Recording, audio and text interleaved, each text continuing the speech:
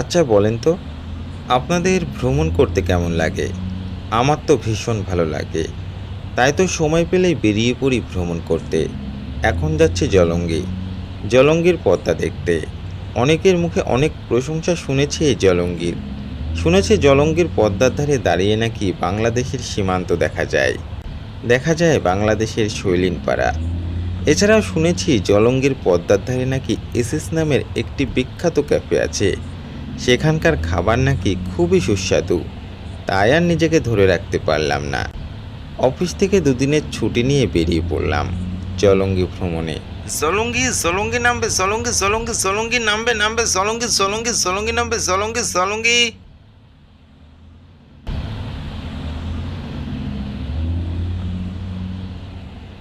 বাড়ি থেকে বেরোনোর সময় ঠিক করে বেরিয়েছিলাম বাস থেকে নেমে প্রথমেই রাতে মাথা গোঁজার জন্য একটি জায়গা খুঁজব। তাই আর দেরি না করে কাজে লেগে পড়লাম। এই যে শুনছেন, বলছিলাম রাতে থাকার জন্য কোনো রুম পাওয়া যাবে? হ্যাঁ স্যার, অবশ্যই পাওয়া যাবে। কেমন রুম চাই বলেন? AC, non AC? না না, এসি লাগবে না, একটা নন এসি করে দিন। আচ্ছা স্যার, এক্ষুনি দিচ্ছি। কত লাগবে? জি স্যার, 1000 টাকা। কি বলেন, এক রাতের জন্য 1000 টাকা? একটু কম করে নেওয়া যায় না? জি স্যার, আমাদের হোটেল প্রথমেই আপনাকে 20% ডিসকাউন্ট দিয়েছে, এর থেকে কম নেওয়া সম্ভব হবে না। আচ্ছা ঠিক আছে, আপনি তাহলে রুমটা ক্যান্সেল করে দিন, আমি অন্য কোথাও দেখি। আমার কাছে অত বাজেট নেই। সরি আপনার মূল্যবান সময় নষ্ট করার জন্য। এক হোটেল থেকে বেরিয়ে আরেক হোটেলে ঢুকি, আরেক হোটেল থেকে বেরিয়ে আরেক হোটেলে, এভাবেই বেশ কিছু হোটেল ভিজিট করি, কিন্তু কোনো হোটেলেই সস্তা রুম পাওয়া যায় না। তাই অনেকটা নিরাশ হয়ে এক নির্জন জায়গায় গিয়ে বসলাম। সন্ধে হয়ে আসছিল, বুঝতে পারছিলাম না কি করব। এমন সময় এক বৃদ্ধ লোক এসে দাঁড়ায় আমার সামনে।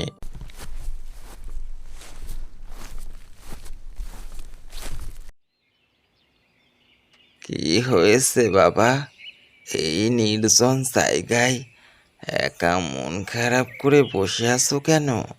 কোনো সমস্যা? হ্যাঁ কাকা, একটু সমস্যার মধ্যে আছি। অনেক দূর থেকে আপনাদের এই জলঙ্গি শহরে ঘুরতে এসেছি, কিন্তু রাতে থাকার জন্য বাজেটের মধ্যে কোনো হোটেল পাচ্ছি না। তাই কি করব বুঝতে পারছি না। আপনি জানেন কোনো সস্তা হোটেলের খোঁজ? হোটেলের খোঁজ তো জানি না বাবা, তবে তুমি চাইলে আমার সঙ্গে আমার বাড়ি যেতে পারো।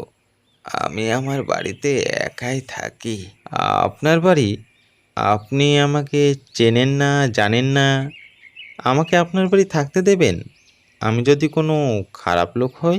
তোমাকে দেখে তো খারাপ মানুষ মনে হচ্ছে না বাবা, দেখে মনে হচ্ছে তোমার সাহায্য চাই।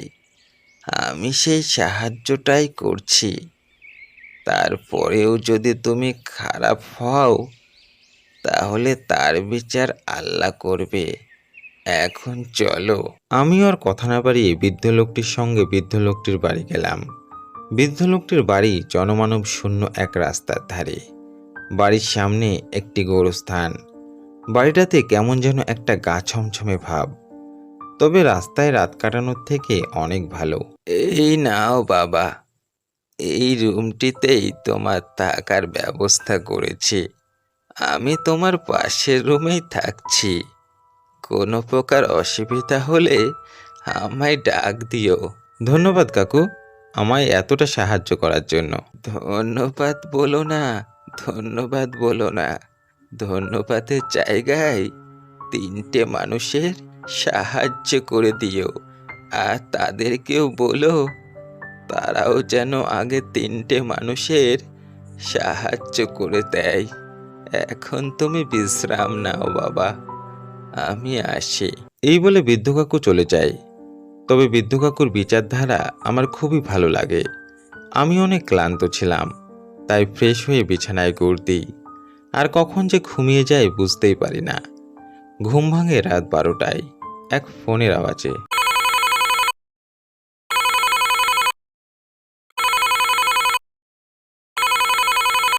হ্যালো। কি রে, কখন থেকে তোকে ফোন করছি, ফোন ধরছিস না কেন? এই একটু ঘুমিয়ে পড়েছিলাম রে।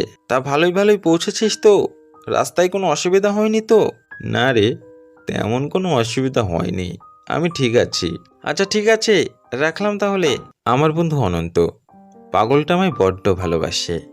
যাই হোক, ফোনটা রেখে আমি জানালার সামনে গিয়ে দাঁড়ালাম প্রকৃতির ঠান্ডা হাওয়া খাওয়ার জন্য। জানালাটা গোরস্থানের দিকে।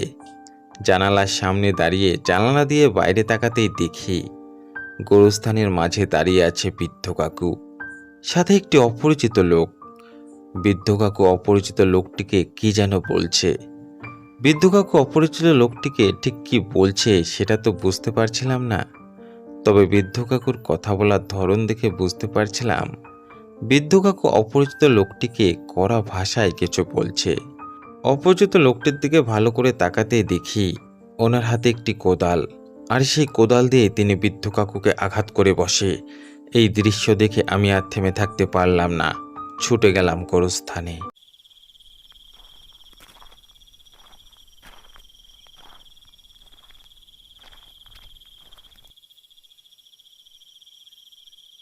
কি হয়েছে বাবা? কোনো সমস্যা? কিছু লাগবে? আহ আপনি আপনি তো ঠিকই আছেন দেখছি।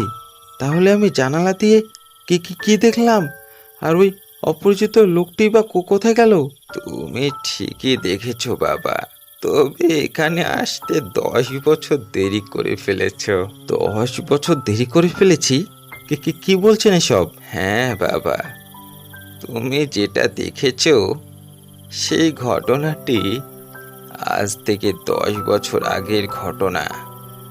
10 বছর আগে এক রাতে আমি এই গোরস্থান পাহারা দিচ্ছিলাম।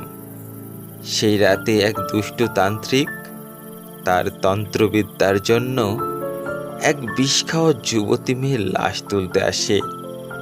আমি যখন তাকে বাধা দিই তখন সে আমায় মাথায় আঘাত করে, আমায় মেরে ফেলে। তবে মৃত্যুর পরেও আমি তাকে লাশ নিয়ে যেতে দেইনি বাবা। আমি আমার কর্তব্য পালন করেছি, আর এখনো পালন করে চলেছি। এখন তুমি যাও, গিয়ে শুয়ে পড়ো।